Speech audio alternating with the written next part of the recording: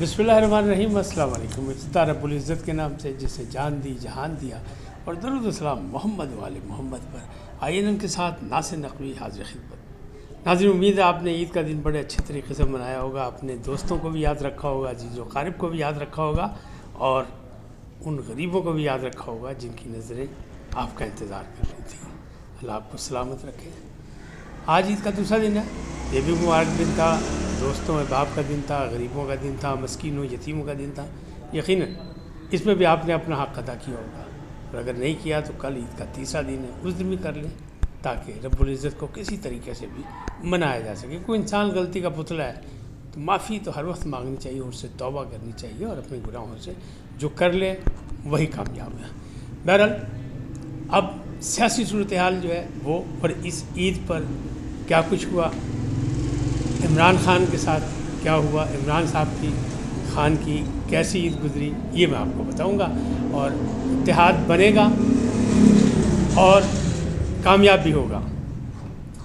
بلوچستان کا مسئلہ کیسے حل ہو سکتا ہے، عمران خان کی عید کیسی گزری، انتظار در انتظار۔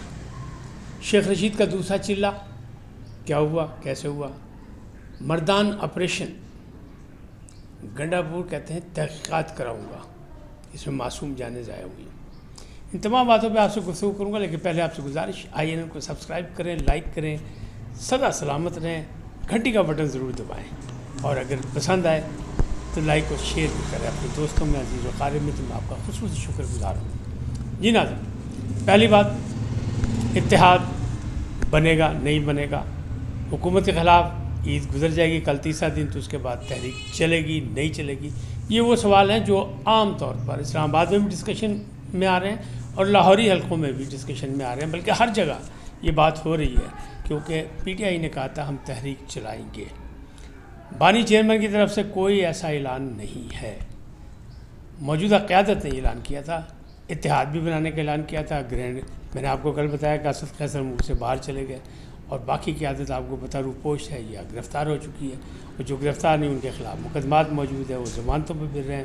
یہ معاملات ابھی خاصے گھمبیر ہیں، تو اب گرینڈ الائنس بنے گا نہیں بنے گا، کامیاب ہوگا نہیں ہوگا۔ اپوزیشن کہتی ہے ہم کامیاب ہوں گے، ہمارے رابطے سب کے ہیں، لیکن میں نے آپ کو بتایا جماعت اسلامی بھی دور رہے گی اس اتحاد سے، اور مولانا فضل الرحمان صاحب بھی اپنی سیاست کے تمام کارڈ کھیل رہے ہیں، اور وہ ایک جانے پہچانے ماننے پیر سیاست ہیں، لہٰذا وہ اتنی آسانی سے پی ٹی آئی کے قابو نہیں آئیں گے۔ کہنے والے یہ کہتے ہیں کہ پی ٹی آئی مولانا کو استعمال کرنا چاہتی ہے سڑکوں کو گرم کرنے کے لیے، اور مولانا استعمال کرنا چاہتے ہیں پی ٹی آئی کو، کیونکہ پی ٹی آئی کا پھڈا ہے کے پی میں وہ کہتے ہیں ان کو زبردستی کی حکومت دلائی گئی، ان کا زبردستی کا وزیر اعلیٰ بنایا گیا، اور ہمارا حق چھینا گیا، اور فارم 47 کے ہیں سب یہ۔ تو یہ معاملات جو ہیں ابھی اندرون خیر چل رہے ہیں، لیکن پیر سیاست نہ مذاکرات کے دروازے بند کرتے ہیں، نہ کسی سے رابطے خراب کرتے ہیں۔ تو رابطے بھی موجود ہیں، اور وہ رابطے میں بھی ہیں، لیکن کوئی وہ کہتے ہیں صاف چھپتے بھی نہیں، سامنے آتے بھی نہیں، وہ والا مسئلہ ہے۔ بہرحال ابھی لگتا نہیں کہ یہ گرینڈ الائنس فوری طور پر بن جائے گا اور فوری طور پر تحریک شروع ہو جائے گی، کیونکہ ابھی وہ معاملات نہیں درست ہو سکے جنہیں کرنا چاہیے ان تمام چیزوں کے لیے، تحریک چلانے کے لیے۔ تو فی الحال ایسا چانسز نہیں، حکومت بڑی آرام نال ستی پئی ہے کہ کوئی گل نہیں، کوئی نہیں جناب، بس ٹھیک ہے۔ اب اپوزیشن کا کام ہے کہ وہ اسے جگائے، جھنجھوڑے، کس طرح۔ تو ایک مسئلہ تو ہے بلوچستان کا، بلوچستان نے تو جھنجھوڑ کے رکھ دیا حکومت کو، بلکہ تمام قومی اداروں کو جھنجھوڑ دیا، اور پوری پاکستانی قوم جو ہے اس پر پریشان ہے کہ یہ ہوا کیا۔ تو بلوچستان کا مسئلہ حل کیسے ہوگا، 75-76 سالوں میں حل نہیں ہوا تو کیسے حل ہوگا، تو اس کا حقیقی طور پہ جائزہ لینا پڑے گا۔ تو سیدھی سی بات ہے، 1.25 کروڑ کی مطلب آبادی ہے وہاں، اور سب سے بڑا صوبہ ہے پاکستان کا رقبے کے حساب سے، وہاں مدنیات بھی بہت ہے، انٹرنیشنل طاقتیں بھی وہاں توجہ رکھتی ہیں، اور وہاں لڑائی فساد دنگا جو کچھ کر رہی ہیں وہ اسی لیے کر رہی ہیں کہ یہاں پہ امن نہ ہو۔ اگر یہاں سے پاکستان پر امن ہو گیا اور یہاں سے اسے فائدہ ملنا شروع ہو گیا تو ترقی اور خوشحالی میں بہت آگے نکل جائے گا۔ لہٰذا ہمارے جو دشمن طاقتیں وہ لگی ہوئی، جس میں ہمارا اصلی دشمن بھارت بھی شامل ہے، اور دوسرے بھی چھپے دشمن بھی سارے شامل ہیں۔ لیکن اب یہ مسئلہ حل کیسے ہوگا، معاملہ کیا ہے؟ معاملہ ہے نوجوانوں کا، روزگار کا، بے روزگاری کا، اور جو وہاں پہ ملازمتیں نہیں مل رہی.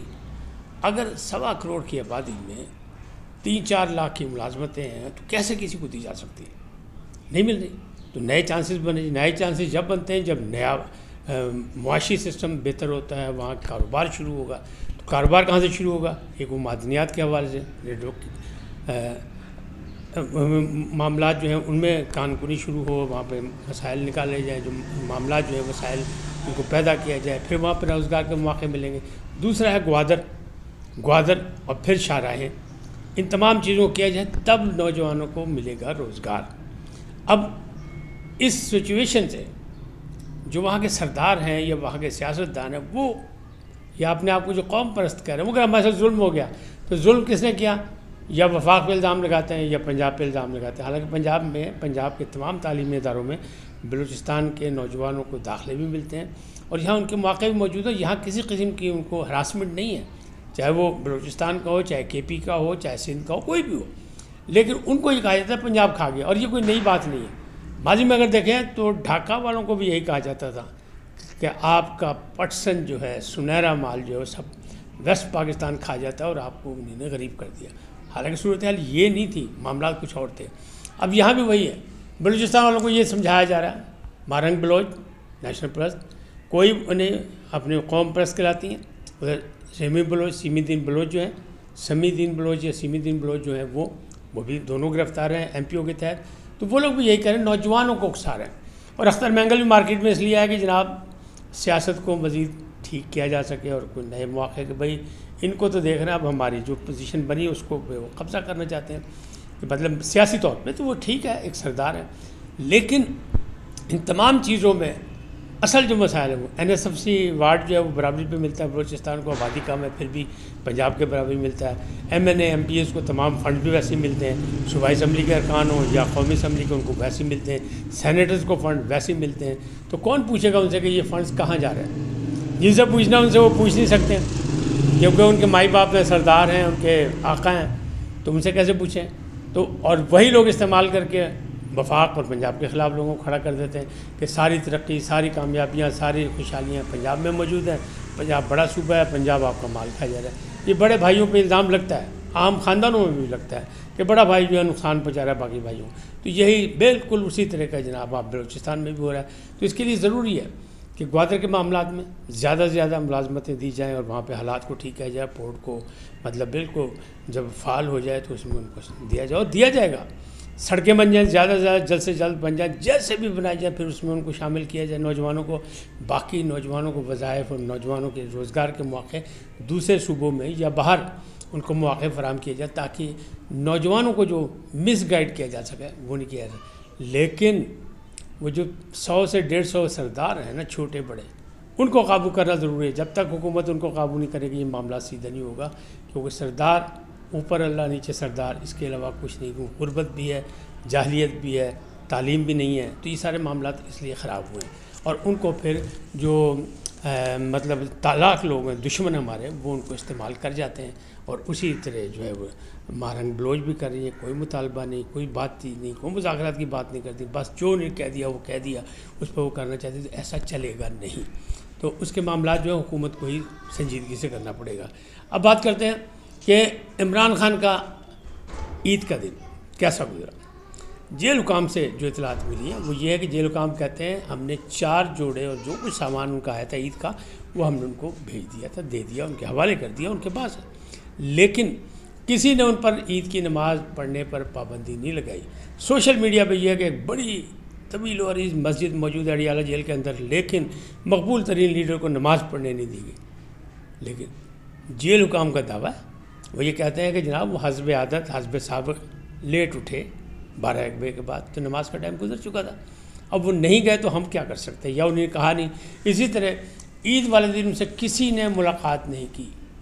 چھٹیوں میں عام طور پر ملاقاتیں ہوتی بھی نہیں، لیکن چونکہ اسپیشل گیسٹ ہیں، اسپیشل قیدی ہے، مقبول ترین آدمی ہے، ایک سیاسی پارٹی کا لیڈر ہے، تو کوئی ریکویسٹ کر سکتا تھا، بہنیں کر سکتی تھی، لیڈر کر سکتے تھے کہ ہم عید والے دن ان کے ساتھ ملنا چاہتے ہیں.